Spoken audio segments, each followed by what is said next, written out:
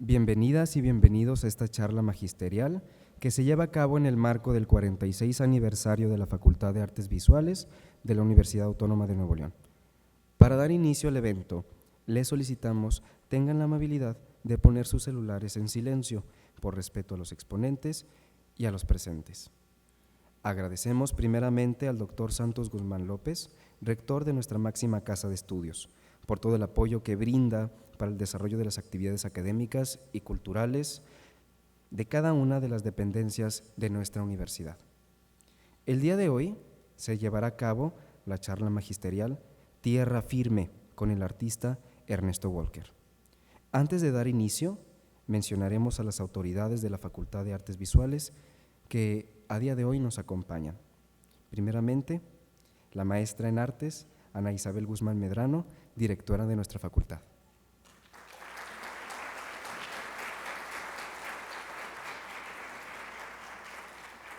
Al maestro en Artes, Santiago Javier Villarreal, secretario académico de nuestra facultad.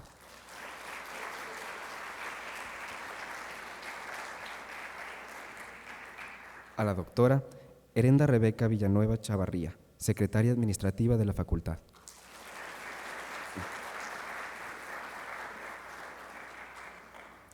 A nuestros coordinadores de licenciaturas, el maestro Martín Leal Casas, coordinador de diseño gráfico.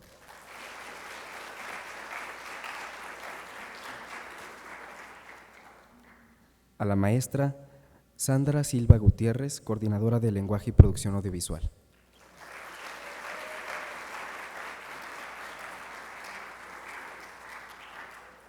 Y bueno, su servidor, coordinador en artes visuales. Pues, no. Muy bien. Pasamos un agradecimiento también al maestro Juan Andrés González Nieto, jefe de Extensión y Desarrollo Cultural de la facultad.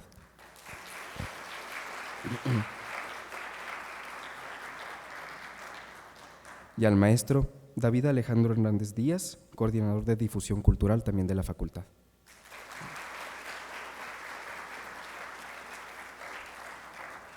Asimismo, agradecemos la presencia de los maestros, invitados externos y de manera especial a todos los estudiantes que hoy nos acompañan. Para continuar con el evento, me permitiré leer una breve semblanza de nuestro invitado.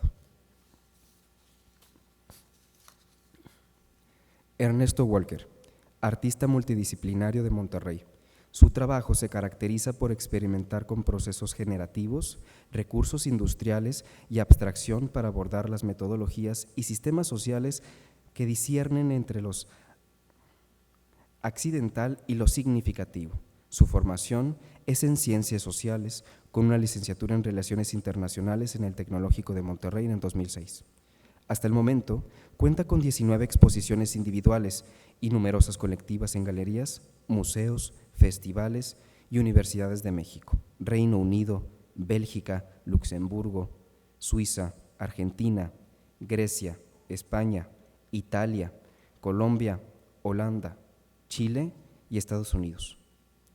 Entre otras distinciones, es ganador del primer lugar del Saatchi Drawing Showdown, Londres 2011, de la beca trienal del Sistema Nacional de Creadores del Fondo Nacional para la Cultura y las Artes del 2018-2021 y 2025-2028, y de la edición inaugural del Premio Estatal Artes Nuevo León en 2018.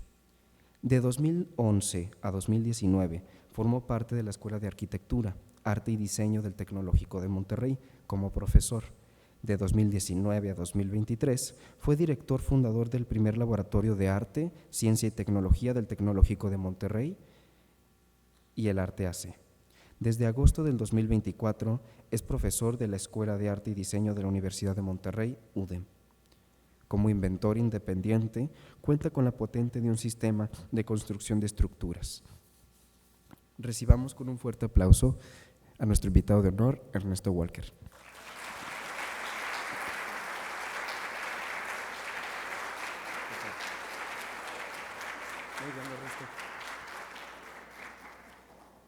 Bueno, primero muchas gracias por la invitación y por la introducción y pues por estar aquí.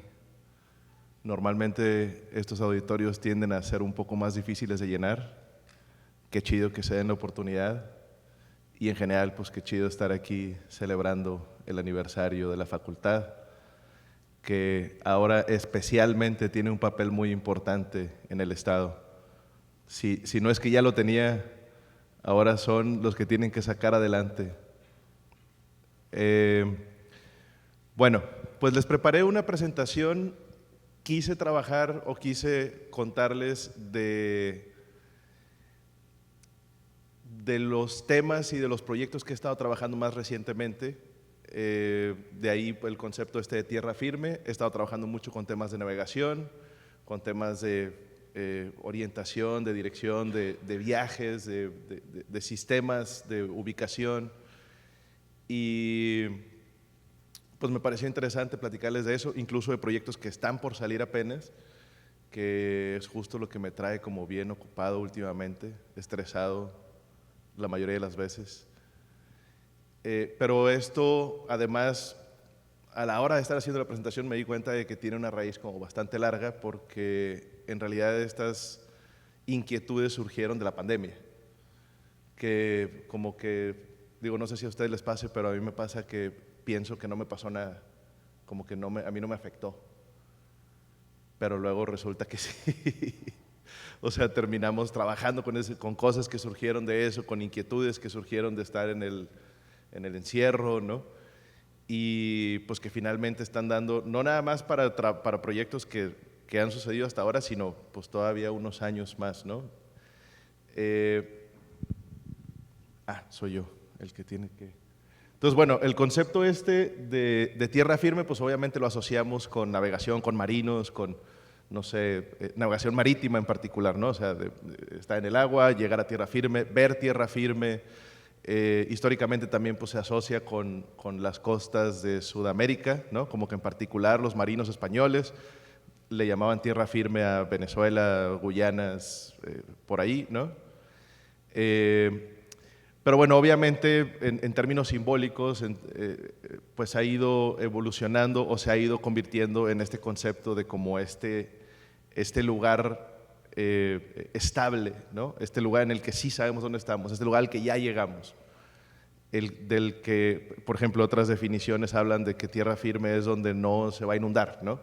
Por ejemplo, las islas luego puede ser que no sea tierra firme porque de alguna manera pues son proclives a que sucedan otras cosas que les quiten el título de tierra firme, ¿no? Pero bueno, me interesa a mí trabajar a partir de ese concepto con ustedes para ir revisando como todos estos conceptos y estos proyectos que se han derivado de esta búsqueda de cómo cuestionar y cómo construir nuestras propias formas de orientarnos y de entender nuestra navegación en el tiempo y el espacio, ¿no? ¿Vamos bien? Se me olvida que tengo aquí un recordatorio. Entonces, nos vamos a ir al origen de estos proyectos. Les hablaba de que es en la pandemia. Ahí justo hay una foto de un dibujo que estaba haciendo en la pandemia. De hecho, es el dibujo que está en la portada. En ese tiempo, bueno, pues obviamente todos vivimos experiencias similares o conectamos ciertas cosas. Una de ellas era que, incertidumbre, ¿no? Pero también que los medios electrónicos de repente se convirtieron en el gran sustituto de lo que estaba sucediendo en el espacio público, ¿no? En el espacio físico. O sea, de repente como, además, improvisado, ¿no? Como apresurado, dijimos, pues bueno, si no nos podemos ver de frente, nos podemos ver por medio de la computadora, ¿no? Y así podemos tener clases. Si no podemos, no sé, si se van a cancelar conciertos, pues bueno, vamos a tocar en un estudio y vamos a transmitir en vivo, ¿no? Y como que de repente todo empezó a encontrar como un sustituto en el Internet. Y pues obviamente hubo una curva de aprendizaje importante porque pues esos sustitutos no eran, o sea, al principio eran muy burdos, ¿no? Era muy literal, muy aritmética la conversión, ¿no? O sea, obviamente la experiencia de un concierto no es la misma que la experiencia de ver a la banda transmitiendo en vivo en internet, ¿no? O las clases, lo vivimos, ¿no? Me acuerdo por ahí de talleres de biotecnología con un software que agarrabas así el tubito, o sea, con el mouse, el tubito de ensayo y vertías o sea, todo como en animación, ¿no? Que es como, pues obviamente eso no es una experiencia de laboratorio, ¿no? Terapias de cuencos tibetanos me tocó ver también por Zoom. Y es de que, pues, o sea, si la terapia tiene que ver con la vibración de estos materiales que es muy particular, cómo eso pasado por un micrófono que seguro no está chido, por una conexión de cualquiera y luego recibido en una computadora con unas bocinas que quién sabe cuál, o sea, pues obviamente no estamos viviendo eso, ¿no? Y de alguna manera se hacía como una relación diferente con otras actividades, pero también con el exterior, ¿no? Ahí, bueno, a ver. Entonces empecé yo a trabajar con este tipo de dibujos que de alguna manera, o sea, trabajaba yo, si se fijan aquí trabajaba con este compás de navegación, empecé a usar brújulas, a usar transportadores como de navegación como para mapas y como a tratar de navegar pero desde la mesa de dibujo, ¿no? A tratar de relacionarme con el exterior sin salir, que sucedía desde la representación del dibujo, pero también desde lo que orienta la aguja de la brújula, por ejemplo, ¿no? Que pues son cosas que, digamos, burdamente atraviesan las paredes. O sea, ese magnetismo sucede de todas maneras, independientemente de que estemos afuera o adentro. Esas direcciones que se marcan atraviesan las paredes también, ¿no? Y entonces, esto que estamos nosotros navegando aquí, o sea, no lo estamos recorriendo físicamente, pero sí estamos navegando, digamos, ¿no? Y empecé a trabajar con dibujos como estos. Ahí me interesaba también como entre trabajar con coordenadas, ¿no?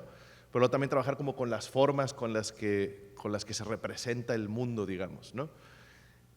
Aquí, si se fijan, intencionalmente están como todas las líneas que se necesitan para poder dibujar como con dibujo técnico un óvalo, ¿no? O sea, es hecho a mano, hay que hacer como todos estos cruces y círculos como secundarios y demás para poder lograr este óvalo, que normalmente pues es como una forma, digamos, más apegada de representar al planeta, ¿no? O sea, no sé si les toca este comentario, ¿no? De que pues, es redondo, pero por el movimiento de rotación, órale, movimiento de rotación, se hace ovalado, ¿no? Pero resulta que para hacer un óvalo, pues, o sea, la geometría es mucho más compleja, ¿no? O sea, como para hacer algo que sea más realista o más apegado a lo que realmente está sucediendo, la geometría se vuelve como mucho más difícil de lograr, ¿no?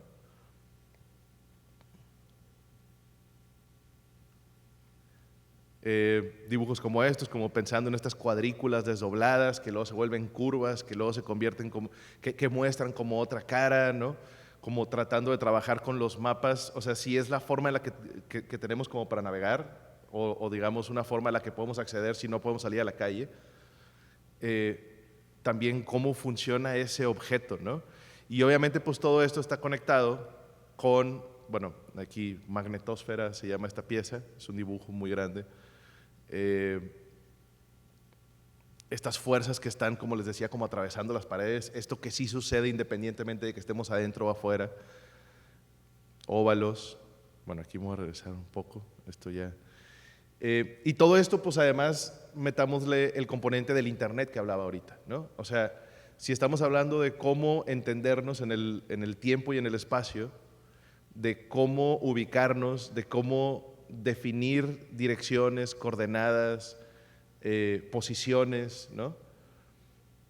Y luego de repente está todo este otro plano en el que está sucediendo además la gran mayoría de nuestras actividades. Y luego nos damos cuenta que pues ni la geografía ni el reloj funcionan igual ahí, ¿no? Bueno, el reloj tal vez, pues, pero el reloj nuestro no. O sea, la experiencia allá adentro es diferente. Y luego además nos topamos con esta necesidad improvisada de sustituir actividades, ¿no? De reemplazar un medio con otro o un espacio con otro, ¿no?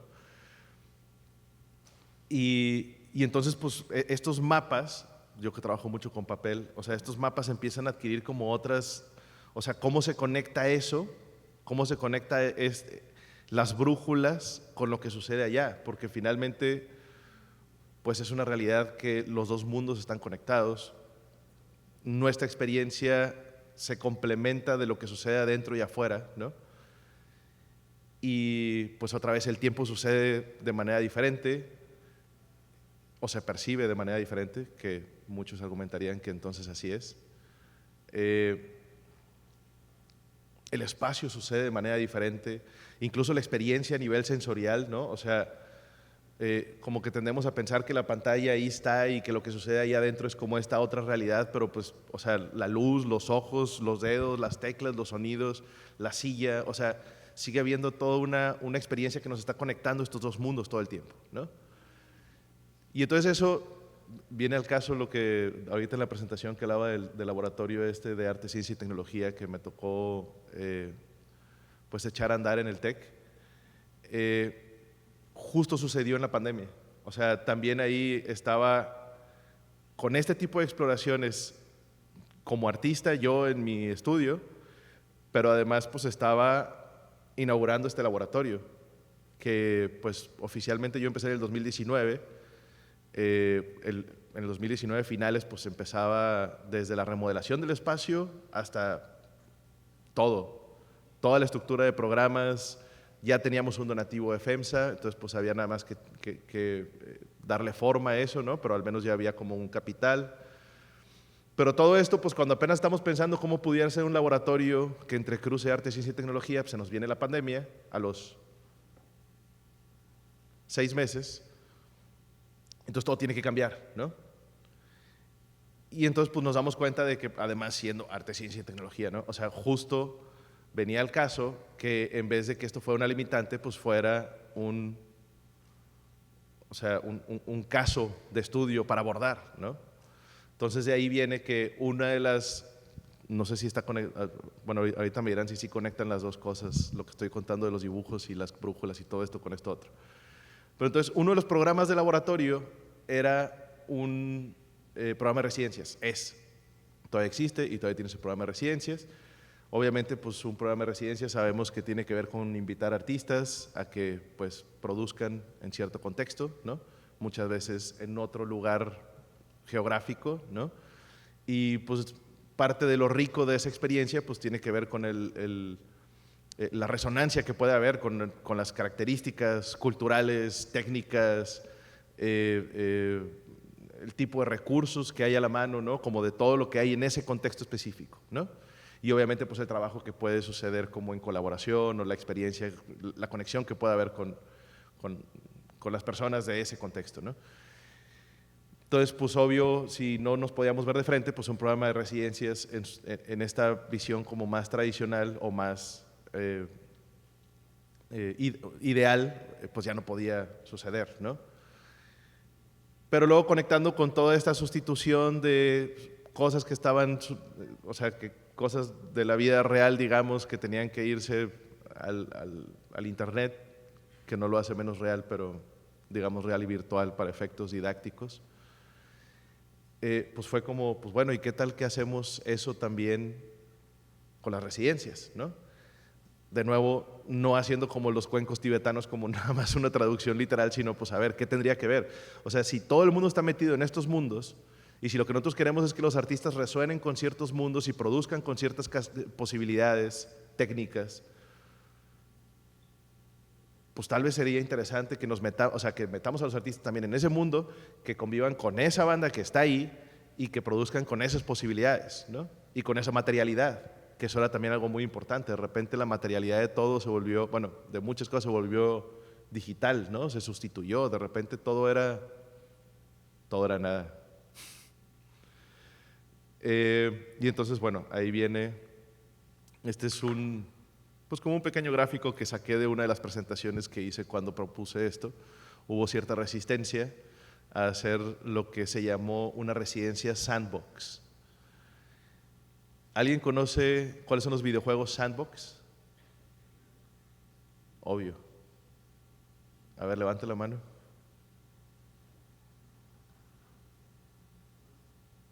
Yo hubiera pensado que todo el mundo. ¿Por qué no todo el mundo? Minecraft, los Sims, Animal Crossing. Dale, ahí está. Bueno, todos esos se llaman videojuegos sandbox. Es como una categoría. Si se fijan, todos comparten el hecho de que pues, son como un mundo donde pues, no hay como una secuencia específica de eventos, no hay como que hay que ir a rescatar a la princesa y que luego hay que ir acá y a veces hasta avanza el espacio, ¿no? Te cuentan el tiempo, ¿no? O sea, estos videojuegos pues, son como un espacio donde Second Life, hablando de unos más viejitos, ¿no? Que todavía existe. Bueno, hasta hace poco existía. Tú puedes hacer lo que tú quieras, o sea, te puedes quedar ahí parado si quieres. O en su defecto, que es lo que terminan haciendo este tipo de videojuegos, pues hacen como una réplica como de la vida, ¿no? O sea, tienes tu casita y tienes tu personaje y tienes tus amigos y tienes tu carro, que no sé para qué quieres un carro, tienes sillas, o sea, para qué quieres sentar al mono. En Animal Crossing, ajá, tiene baño. O sea, como glitches, ¿no? Como estas traducciones aritméticas que decíamos, ¿no? Obviamente, pues hay cosas que son por nostalgia, pero pues había otras que de plano, pues nomás no se sabía por qué, sino más por inercia, ¿no? Pero bueno, pues este tipo de videojuegos, en particular, siendo como mundos creados a propósito con esa pretensión, ¿no? Pues estaban también adquiriendo como mucho interés, ¿no? No sé si alguien de ustedes vivió meterse más a ese tipo de videojuegos, pero, por ejemplo, el Animal Crossing se volvió un lugar donde las bodas que se tuvieron que cancelar se celebraban en Animal Crossing. Cumpleaños.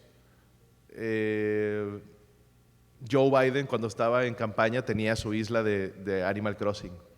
Seguramente no era él en el Switch, ¿verdad? Pero podías ir y veías al Joe Bidencito y conocías de sus, ¿no?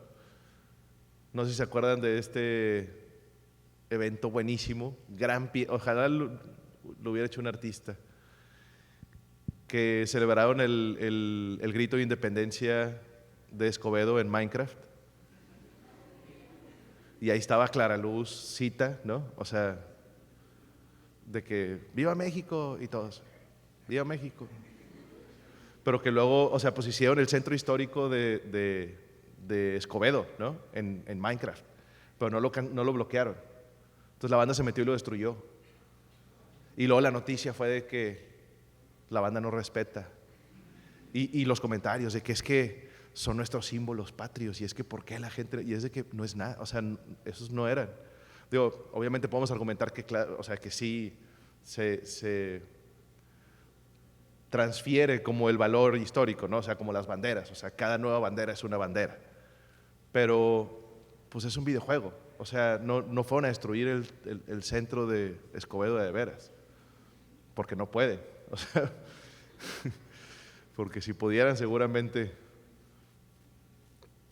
Pero era muy interesante cómo se estaban conectando como estas cosas, ¿no? Y cómo este tipo de espacios estaban recibiendo tanta gente y estaban sustituyendo tantas cosas. Había también un ejemplo que no era la pandemia, pero que también era muy potente de protestas en Hong Kong, que luego pues había como mucha represión policial y la gente se empezó uno de los líderes de esos activistas se llamaba Joshua Wong, bueno, creo que se llama. Empezaron a protestar en Animal Crossing y por culpa de ellos Animal Crossing está prohibido en China. O sea, también como ese potencia, ese impacto político tenía un videojuego con monitos cabezones, ¿no? Entonces, bueno, pues de ahí viene como esta onda de, pues, a ver, si lo que queremos es traer artistas o meter artistas en un contexto específico para que resuenen con eso, para que produzcan a partir de esas posibilidades y para que interactúen con esas comunidades, pues hagamos todo eso, pero en internet, ¿no? En este tipo de videojuegos. Y entonces surgió esta onda que se llamaba Residencia Sandbox. Teníamos artistas como Tania Candiani trabajando ahí, como Ale de la Puente, trabajando con grupos de alumnos, con grupos de maestros, los maestros sacando su monito de Minecraft para meterse, clases de arquitectura, construyendo en el cielo, ¿no? Obviamente, pues, no sé, o sea, las tuberías y los traves, o sea, pues eso no lo vas a practicar ahí, pero pues, la parte más conceptual, estética, de distribución, de experiencias, de cosas, ¿no? Incluso los puedes cuestionar, ¿no? A partir de ergonomía, incluso como del monito con la otra ergonomía, como… Por fin, pasaron cosas como muy chidas. Este es el programa. Bueno, es como un flyer de ese programa. Esto pues finalmente, aunque es otra salida, digamos que no son piezas, pues era parte como de todas estas inquietudes que estaban sucediendo, o sea, que estaba como viviendo a partir de pues, estar encerrado y de estar como conectando adentro con afuera, ¿no?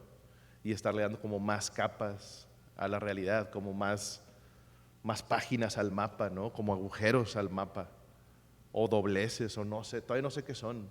O sea, porque luego los dobleces tienen sombra, o sea, estaban pasando cosas muy raras en cómo navegábamos nuestra realidad, ¿no? Que obviamente pues muchas ya se quedaron así. Ahí estoy yo. Si se fijan, es el logo del laboratorio, que ese también lo diseñé yo, ahí está. Le hice la camisetilla con el logo. Ahí estaba llegando yo a la isla de Ale de la Puente, a visitarla, en su residencia. O sea, esa foto la tomó ella en realidad.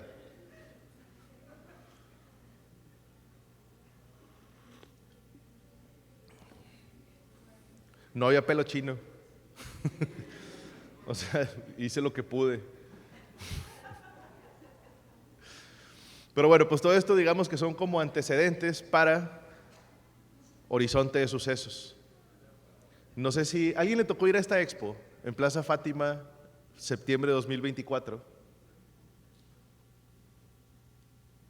Mira, bueno, mejor, porque entonces todo va a ser nuevo.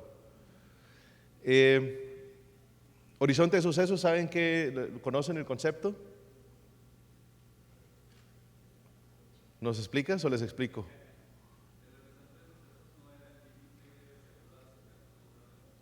¿El límite de qué, perdón? Sí, más o menos. O sea, casi sí. Una parte importante de la definición de este concepto, o sea, se usa no nada más en hoyos negros, aunque obviamente los hoyos negros pues han acaparado ese concepto, ¿no? Pero el horizonte de sucesos es como el punto a partir del cual ya no sabes qué va a pasar, ¿no? Que en el caso de los hoyos negros pues también es a partir del cual pues ya no puede, o sea, si alguien se acerca demasiado a un hoyo negro y cruza ese horizonte, pues ya no puede regresar a contarnos lo que vio, ¿no? ya fue.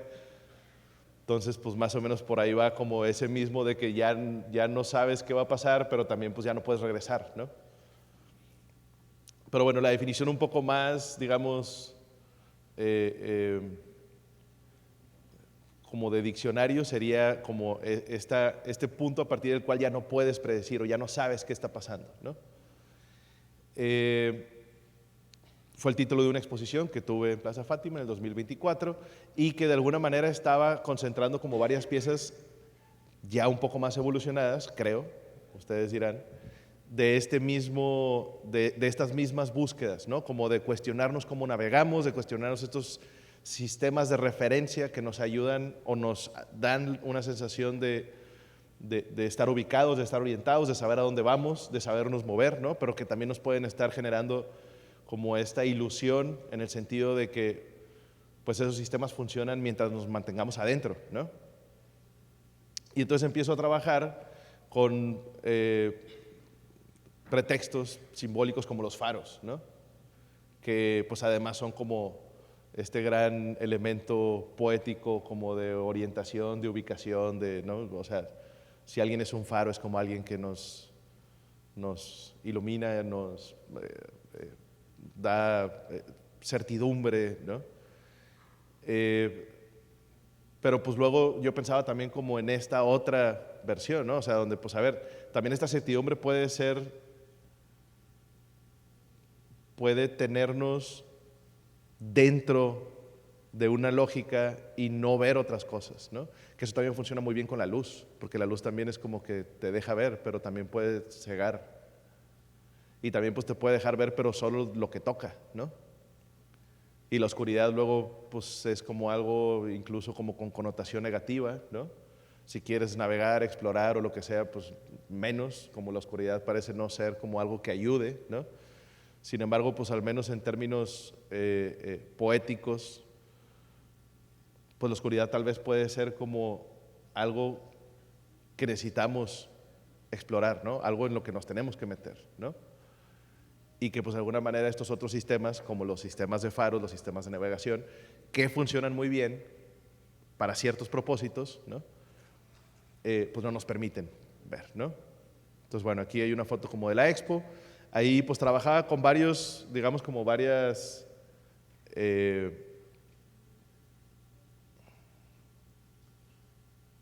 facetas, no serían facetas, como varios aspectos de navegar, ¿no? O sea, uno tiene que ver con los sistemas de referencia, otro tiene que ver con instrumentos de medición, otro tiene que ver con el tiempo, ¿no? Con la experiencia del tiempo, que finalmente, pues cuando nos movemos, siempre nos movemos en el tiempo y en el espacio, ¿no? En el tiempo, pues obviamente no tenemos mucha opción, siempre nos movemos hacia el futuro, pero de nuevo, la experiencia hace que ese movimiento sea diferente, ¿no? Diferente entre diferentes individuos y entre diferentes comunidades, ¿no? Pero incluso navegar desde la información, ¿no? Esta proyección ahorita van a ver como más de cerca, pero esta proyección que está allá al fondo, o sea, también desde los soportes que nos transmiten como o que abstraen la información de esta realidad que navegamos o que vivimos o que transitamos, ¿no? Bueno, aquí vuelvo a lo que hablaba de la oscuridad, ¿no? Esta pieza es un complemento, bueno, o digamos que una tiene que ver con la otra, del faro, ¿no? Si se fijan acá hay una pieza que es un faro del lado izquierdo, esa pieza estaba cerca de la puerta, la idea era pues obviamente reproducir el mecanismo de un faro, la óptica, los lentes, cómo funcionan los motores, o sea, reproducir como ese artilugio, ¿no? Que además pues muchas veces está, bueno, o siempre pues está como allá perdido en la torre y no es parte de la experiencia. O sea, el faro que nosotros conocemos como más la figura icónica pues es la torre, ¿no? Entonces acá era más como meternos en el mecanismo, ponerlo en la entrada para que el haz de luz saliera de la sala, ¿no? Que fuera como algo que te atrae o algo que te llama como a entrar a la sala, pero que pues a diferencia de otros faros pues te lleva como a un lugar cerrado, a un lugar que pues no sabemos bien cómo a qué nos llevó, ¿no? O sea, como hubo cierta inercia ahí de cómo funcionan los faros, también de cómo funciona la luz, ¿no? Y de que de repente pues nos está llevando tal vez como o sea, nos está llevando a un callejón sin salida, ¿no? Y esto pues está muy conectado con cómo funciona el sistema de vuelo de las polillas. Y ahora sí me voy para allá. No, para acá. Bueno, esta nomás para explicar. Esta es una foto del interior del faro. Parece como nave espacial, ¿no? Y ese que, o sea, si se fijan son tornillos, ahí están los 4 lentes, hasta el fondo se ve el engrane y aquí lo están viendo pues de lado, ¿no? Bueno, aquí además pues era sin, digamos como sin el sombrerito. Aquí pues ya tiene el sombrerito ese como en forma de punta. Pero bueno, ahora sí me voy para acá. ¿Ustedes saben cómo funciona? O sea, ¿por qué las polillas las vemos como en la noche dando vueltas alrededor de los focos?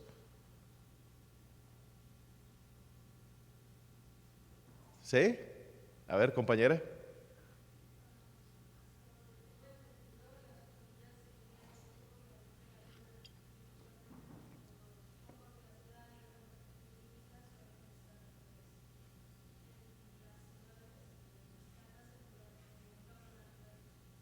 Sí, sí, exactamente eso. ¿Sí escucharon? Bueno, la que sigue entonces. No, no es cierto. Voy a parafrasear. eso, lo que dijo la compañera, las polillas son las primas nocturnas de las mariposas. Y pues de noche, por la gran parte de la historia del planeta, pues la única fuente de luz era la luna, ¿no? Entonces desarrollaron un sistema de navegación que usaba la luz de la luna y la posición, ¿no? Hay mucha banda que va a decir que no es la luz, que no era la luz, que no sé qué, que porque es para la... Ahorita voy a explicar por qué sí es. Bueno, hasta donde he investigado, obviamente no me he puesto, no soy entomólogo todavía. No sé a dónde me lleve la vida.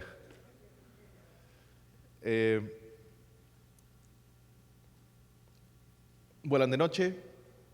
La luna es un elemento que no nada más es luminoso, distinguible en la noche, sino que además está, pues obviamente, muy lejos. Y pues para la escala de las polillas, para la escala de los viajes que hacen las polillas, la luna es como un elemento inmóvil, ahí está, ¿no? Obviamente sabemos que pues sí cambia de lugar, pero pues para efectos prácticos ahí está, ¿no? Y es suficientemente estable como para que la polilla diga, pues yo voy para allá y tengo la luna de este lado, y pues mientras la mantenga de este lado todo chido, ¿no? Y luego pues ahora voy de regreso y ahora está de este lado. Y pues mientras siga de este lado todo chido, ¿no? Y además como son tan chiquitas y livianas, pues el viento es algo, ¿no? O sea, pues el viento las puede mover así, ¿no? La luna también le sirve para saber qué es arriba y qué es abajo. O sea, siendo tan livianas, pues la gravedad no es algo tan o sea, pues, con el viento flotan, ¿no? Pero pues dicen, bueno, pues esta cosa yo sé que está arriba, entonces pues yo tengo que estar así, o sea, tengo que poner el lomo contra la luna y así ya sé qué onda, ¿no? O sea, si la luna es como estoy al revés, déjame enderezo. Y ¿por qué te dio risa enderezar? Bueno.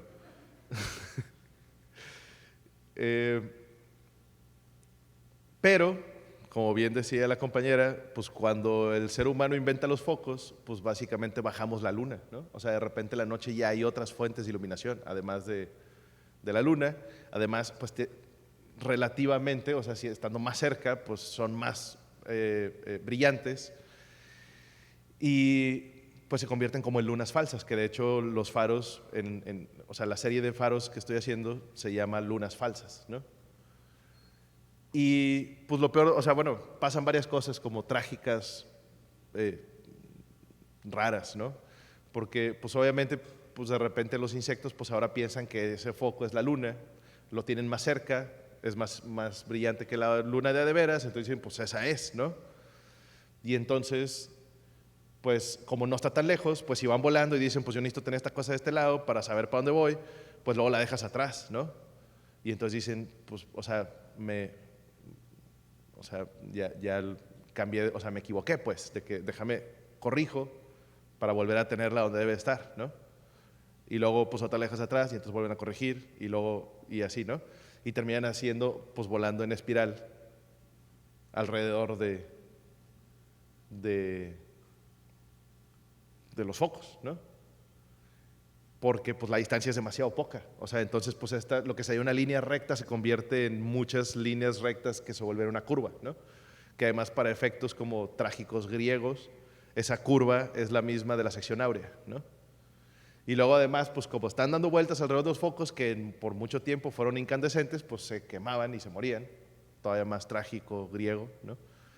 Pero luego además, aunque no sean incandescentes, pues se agotan de estar dando vueltas, de estar como tratando de corregir, ¿no? Y pues eventualmente también se mueren por eso.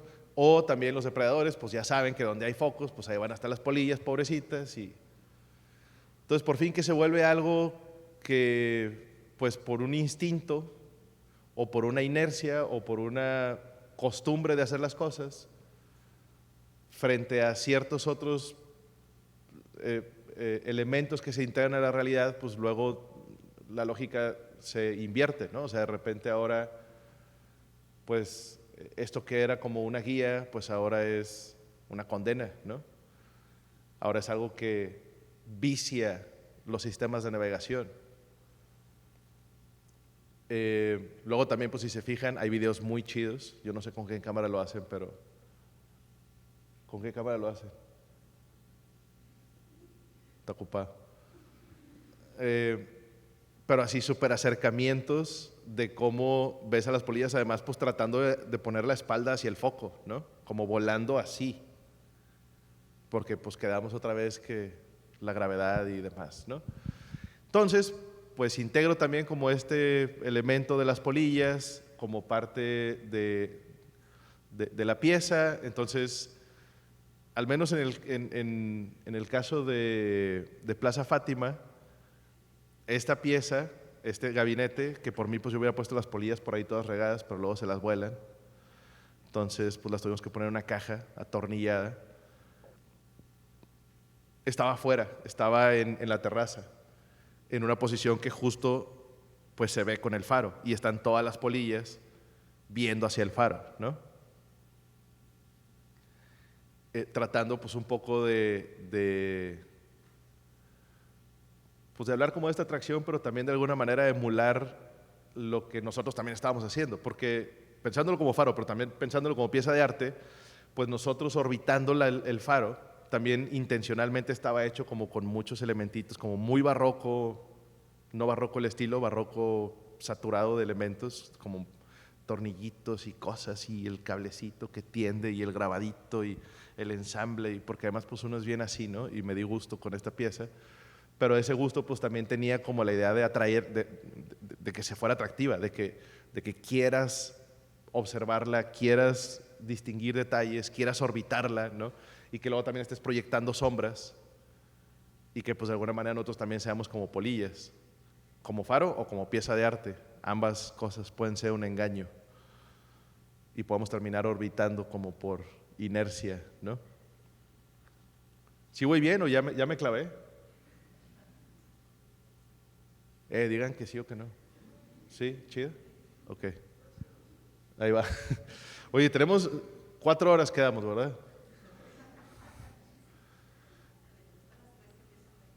De aquí hasta la... No, prometo, no tanto. Bueno, luego estaban estas piezas que se llaman cristales.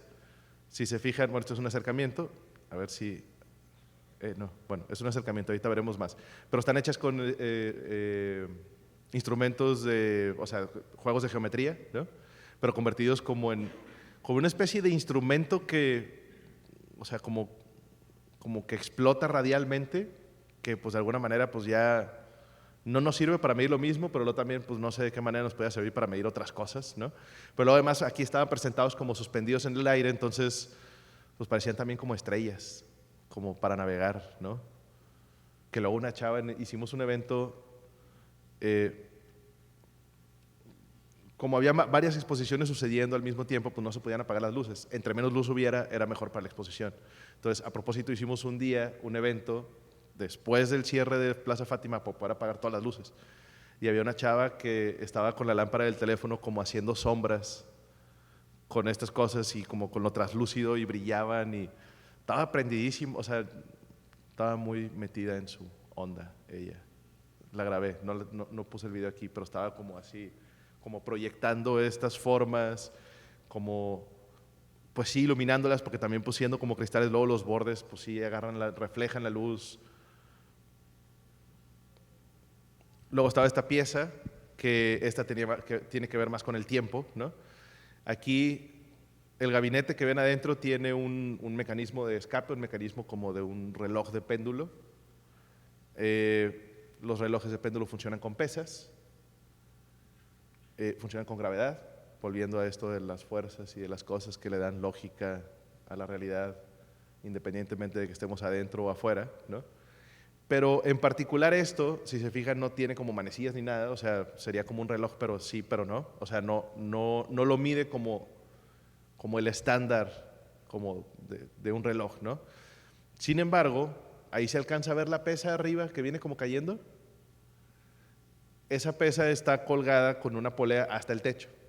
Entonces la idea de esta pieza, bueno, y luego atraviesa la máquina, o sea, ahí por donde va bajando, luego la máquina tiene un agujero, tiene un tubo, pasa por ahí, luego la mesa tiene un agujero y llega hasta el piso. De hecho, ahorita les voy a enseñar un video. Están bien chidos los videos. O sea, especialmente de que pudiera ser el comercial de la banda que lo hizo. Pero no sé si me permiten hacer comerciales. La idea de esta máquina era que, o sea, si la experiencia del tiempo y el espacio están conectadas, y si nosotros en una sala pues estamos como en un espacio construido, pues de alguna manera también estaríamos como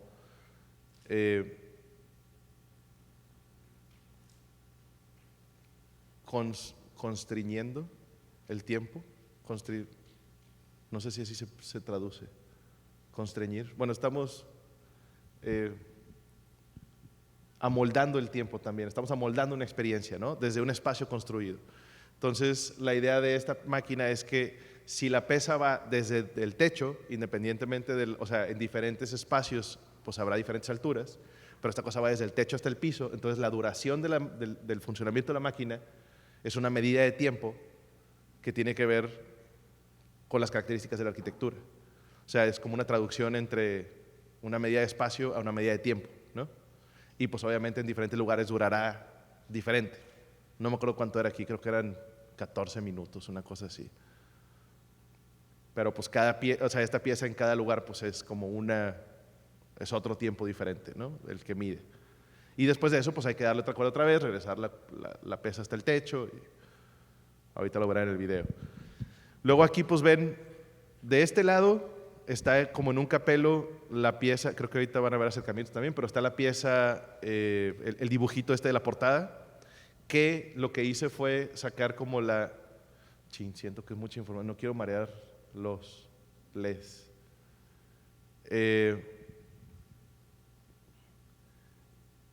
En los mapas siempre hay como se llama declaración de declinación, que se ve como el dibujo que vieron en la portada de la presentación, que tiene que ver con, o sea, te marca cuál es el norte del mapa. A veces los mapas no están orientados hacia el norte porque funciona mejor, como cabe mejor lo que quieren mapear, ¿no? Luego también marca el norte real, o sea, digamos norte geométrico. ¿Cómo se llama el norte? Es Grid North, Magnetic North y True North. Sí. Es norte real, norte magnético y el norte del mapa, ¿no? Difícilmente esos coinciden, al menos el magnético pues siempre será diferente al real, ¿no? O sea, el real es lo que geométricamente mediríamos como el norte, ¿no? El magnético pues es hacia donde apunta la brújula, que además eso cambia con el tiempo. Pero los mapas siempre tienen que decirte de que, a ver, o sea, para que tú realmente lo que tú vas a medir con tu brújula te funcione en el mapa, necesitas sumarle o restarle tanto, ¿no? Entonces, cuando estaba yo trabajando con ese tipo de técnicas, desde la mesa de dibujo, luego hice como la declaración de declinación de la mesa de dibujo, ¿no? O sea, como esto, o sea, del norte magnético, o sea, de este rectángulo de aquí, pues el norte magnético está para allá, y el norte no sé qué, y el norte pues del mapa pues es este, ¿no? Me parecía como un poco como dime. Nos quedan 5 horas. 5 minutos. No. Bueno, les voy a enseñar los videos porque están bien chidos. Cada video, uno dura 4 minutos, ya valió. Bueno, faro con muchos garigoles.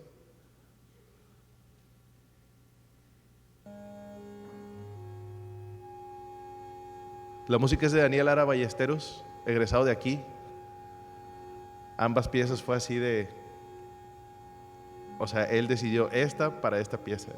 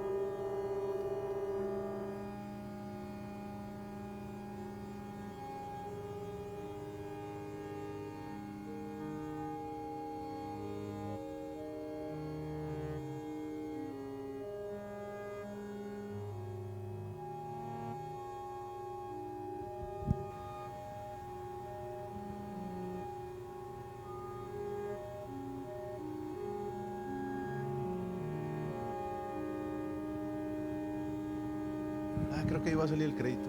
No tengo que hacer el comercial. Si quieren apuntar el dato.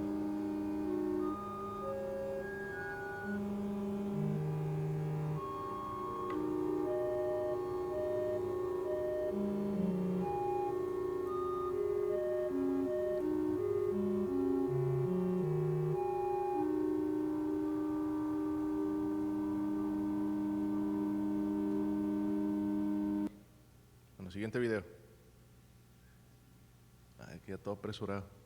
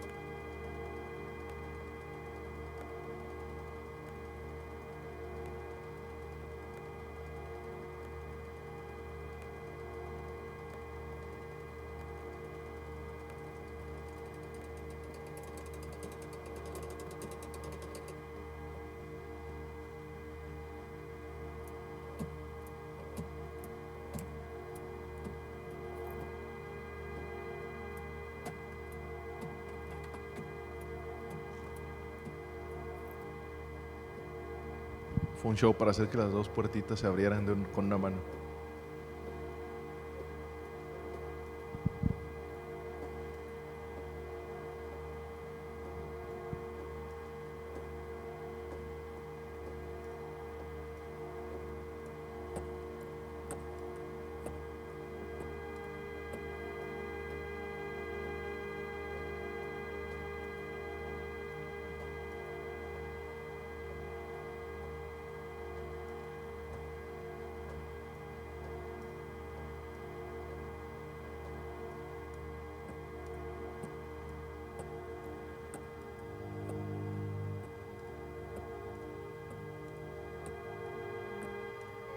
Esos herrajes dorados que ven son la patente esta del sistema constructivo que tengo, que me los tuve que inventar para otras piezas y ahora pues ya los uso para ciertas cosas.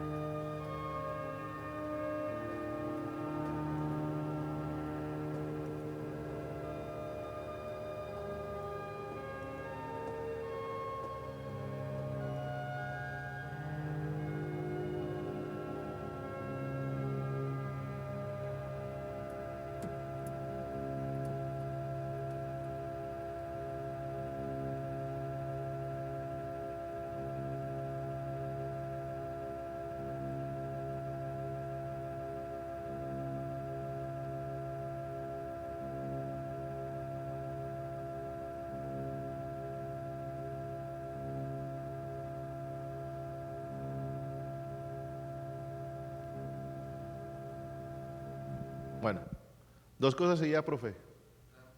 Gracias.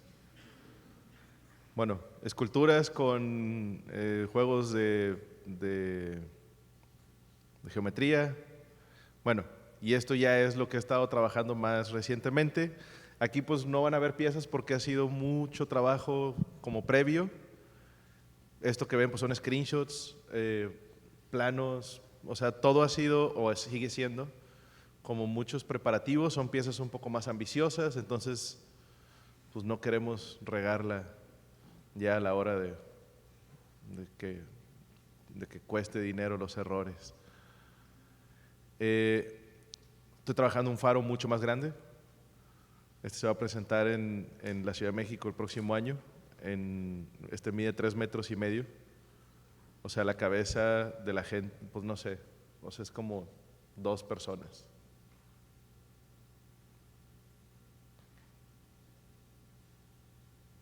He estado trabajando este tipo de polillas. O sea, traigo esta onda o sea, otra vez volviendo como al internet, volviendo como a la luz, luego las pantallas son luz, ¿no? Bueno, emiten luz. Las polillas, cómo se atraen a la luz, pero luego también como estas polillas, pensándolas como que pueden navegar o sea, como que pueden navegar diferente estos mapas, ¿no?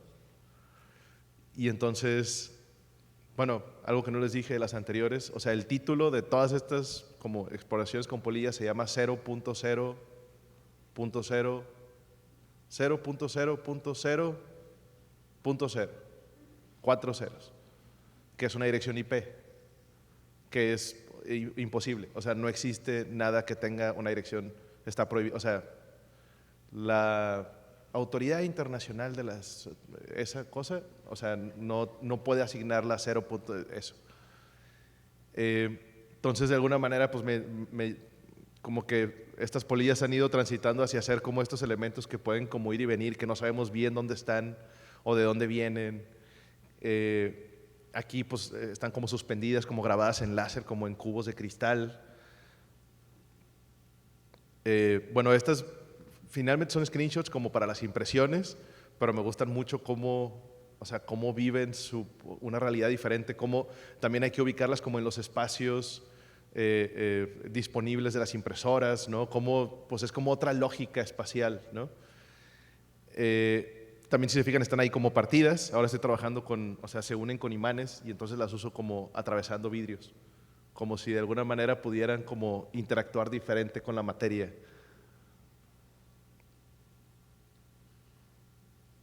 Estoy trabajando otra serie, esta ya no me voy a clavar porque si no, no acabamos. Pero esta tiene mucho, o sea, hay que desarrollar un software para trabajar como con constelaciones, cristales, polillas que atraviesan vidrios.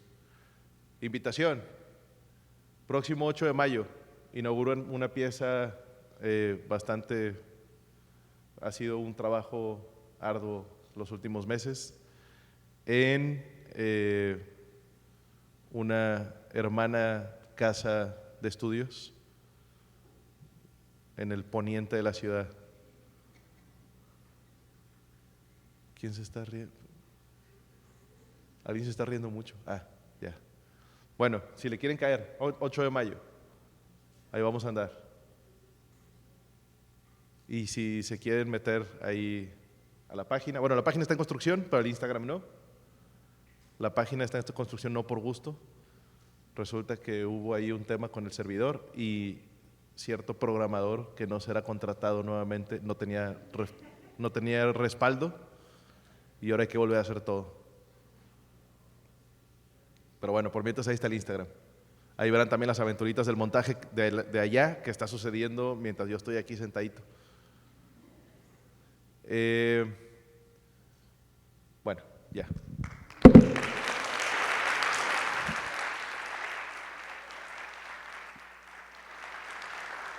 Para dar cierre con el evento, haremos una entrega de constancia de participación y un obsequio conmemorativo a nuestro invitado por el 46 aniversario de nuestra facultad. Y bueno, para ello solicito de favor a la directora, la maestra Ana Isabel Guzmán, que nos acompañe aquí al presente.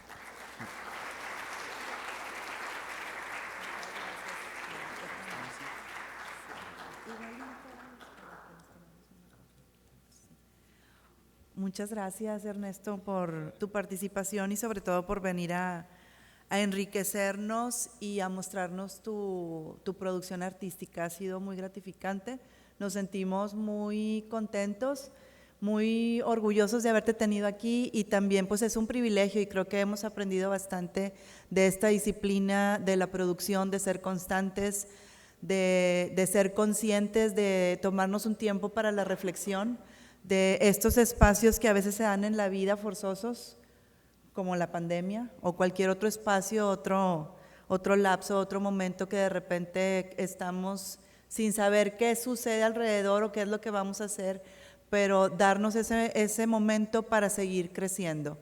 Como dices tú, a lo mejor no vamos a tocar tierra firme, pero es estar avanzando y estar abriendo el camino constantemente.